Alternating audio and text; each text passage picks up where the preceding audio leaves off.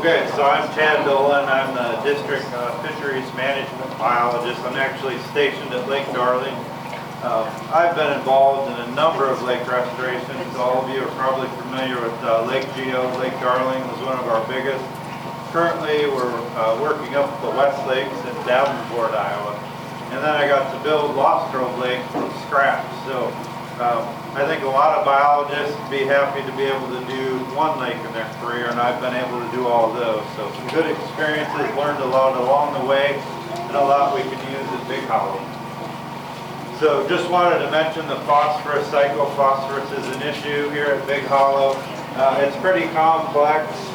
You know, it can weather out of rocks, but you know, one of the big issues we've got, you know, animal inputs, and then of course we add more phosphorus to the landscape as part of agricultural practices, rather.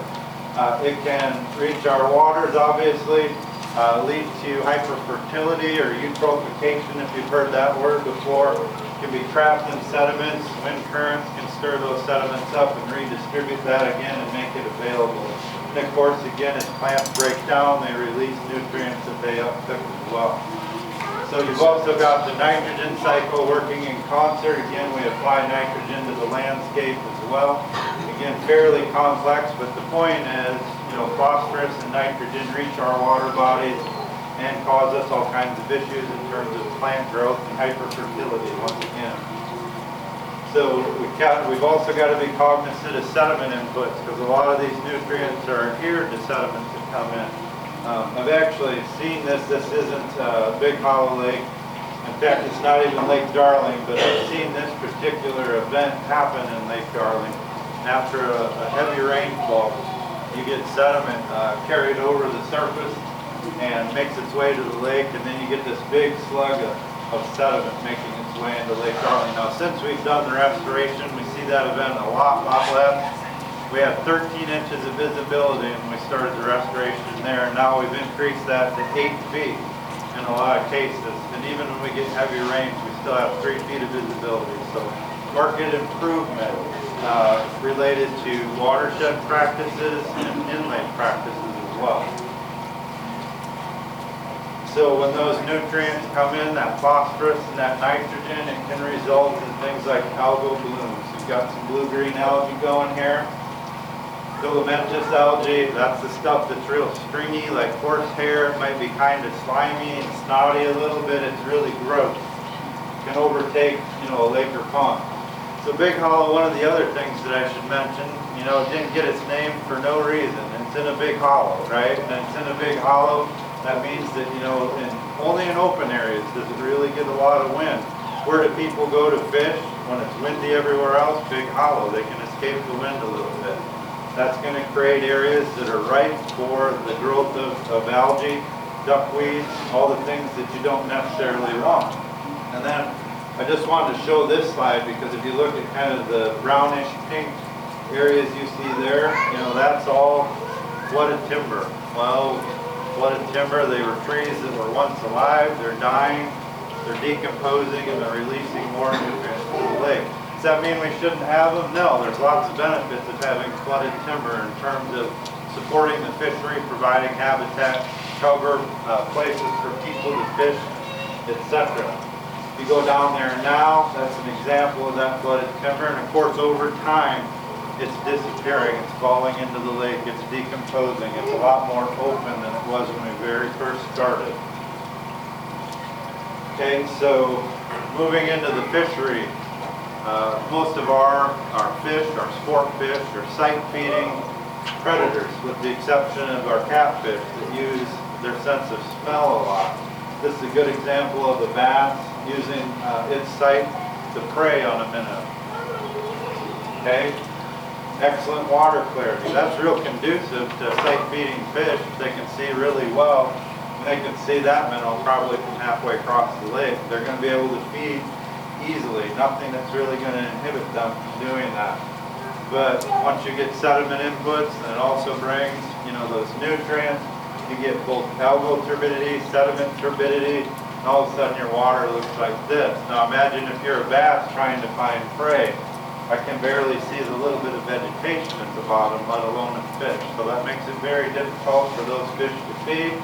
That's going to inhibit bluegill growth, bass growth, just basically community-wide. And that's not going to translate to a very good sport fishery. So this is another example. This is before the lake was even filled. We were out here. You can see some habitat structures kind of in the background here a little bit. But examples of that timber that would eventually be flooded that you saw in an earlier picture. So talk specifically about our this is electrofishing data collected in May of this year, spring 2021. And you can see, I was pretty impressed. I mean, we've got a lot of fish out here, 15 inches and above. We certainly didn't sample the largest bass in the lake. I talked with some anglers just before I came here. They're seeing, in some cases, fish over 20 inches. So there's definitely some big fish out there. And we're seeing them in some frequency. It's not a big number, but that's not representative of every fish in the 16, 17, 18 inch size class out there. What that's telling you is if you have the opportunity to catch that big of a fish, get out here to this end, maybe we're getting into the 5 or 6 pounders. You get over 20 inches, you're getting a little bit bigger than that. WR, that's just a measure of condition. We like to see that about 93 and above for largemouth bass, and you can see we're just a tick above that. So that means that our fish are very robust and very healthy. Our PSD, in parentheses, it should be in that range. We're just a little bit high. That's probably related to the fact of behavior, the time we were out there. We got some more fish samples, perhaps in these size classes there, and we're going to fall right within that range. So I'm really not worried about that whatsoever. Bluegill. We didn't catch any real lunker bluegill, but I can speak from personal experience. I've caught bluegill out here in this 10-inch size class with big hollow before. Lots of nutrients, lots of productivity, can be bad for some things. Such as, algal turbidity, but that productivity also grows big fish and robust fish. For a measure of condition, WOR, for bluegill, 100 would be perfect. We're at 114, that means they're really fat, and they're really big and robust, extremely obese and healthy fish. This is good obese, though. We like to see really big fish. Our proportional stock density, should be in the range of 20 to 60. We're right at 54. We're right within that range. Everything looks pretty darn good. You can see we picked some up in the 7s. The 7s are real dominant size class. Picked some up in 8. Definitely, there's some a little bit bigger than that. So no real concerns there. Black crappie, didn't pick up a whole bunch of black crappie, only 30, so that can kind of impact your numbers a little bit. Keep that in mind. But our proportional stock density should be in the range of 30 to 60. It's 52, right within that range. And again, our measure of condition should be about 100 or 104, meaning we've got very robust black crappie. And definitely fish out here that we picked up in the 11-inch size class. Angler I talked to earlier said that 15, 16, and 17s have been caught in here. Those are going to be rare, nonetheless, but it's cool to see that our lake will grow fish that big for sure. So one concern that I do have, everybody's probably familiar with Lake Geode and the fact that it had yellow bass. Now the yellow bass in there weren't too problematic, and they reached pretty good sizes. We saw some yellow bass up to 12 inches, which is really big. For that matter, Lake Geode, very steep-sided, has very truncated littoral zone.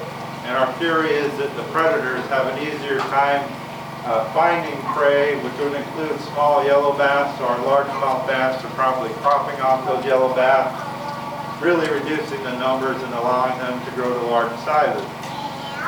The reason I put this on here is because we have had angler reports, confirmed reports via photos, that we have seen a few yellow bass in Big Hollow Lake. So as Lake Geode was coming down, somebody thought it would be a good idea to put them in here. It wasn't us. Hasn't been a problem. We haven't seen any lately. We probably dodged a bullet, and that's a good thing. But that's something we'll be watching because Big Hollow may not be exactly like Geo. We know it's not. We know it's a little bit different. We do have rocky ledges at Big Hollow for sure, just like Geo's, but we also have a lot of flooded timber for young fish to escape.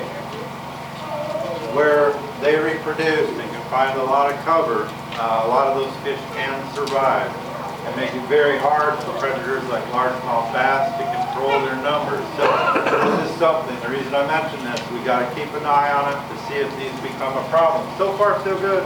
They've been in here, what, we know 3-4 years probably. Recent electrofishing survey didn't pick up a single one. The only place we've really seen them is in the angler creel, and it's just been a couple instances. So hopefully, you know, they aren't going to be a problem for us, but we'll certainly keep an eye on it and, you know, kind of adjust our management strategies appropriately, you know, if we do ever have a problem. So then I just thought I mentioned lakes restoration. DNR, lake restoration staff, really wanted to be here to talk about, you know, if the project ever moves to an in-lake phase, and that may be as simple as installing some shoreline armament to reduce shoreline erosion.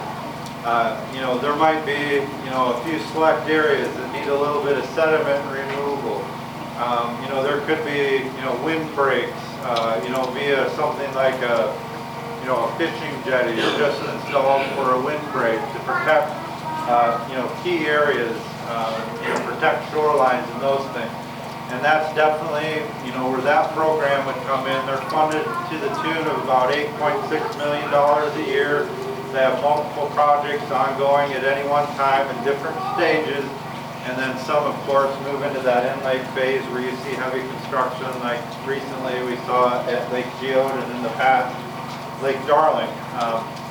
Usually in conjunction with that in-lake work, we come in and we install things, fish habitat features, things like spawning beds. That's what you see pictured here. And this is actually at Big Hollow Lake before the lake was full. We kind of coordinated with the staff here to install a lot of these particular features to benefit the fish, provide them cover, places to spawn, etc. Catfish hotels, which is essentially culverts, you know, space like a plus sign. So you've got 4 openings with a pile of rock on top where fish can use these cavities, you know, for the various life history processes.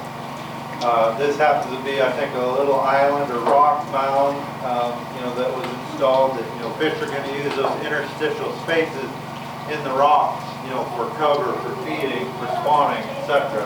And then, of course, just submerged brush piles. Definitely have, you know, a lot of flooded timber, submerged brush piles in the lake, all conducive to fish. So, again, keep in mind DNR Lakes Restoration, you know, is a great partner, and at some point, if we need it, they'll be here to help us financially to accomplish some of the things to help improve the situation, help deal with sediment inputs and the inputs of all those nutrients that we talked about. So that just gives you a little bit of a background as to what's going on. I'm guessing we're probably saving questions to the end. I did see a hand or two pop up if there's a quick question. Otherwise, we can do all questions at the end. At the end. Okay, so I'll pass it on to Charles. Thank you, Chad. Yep.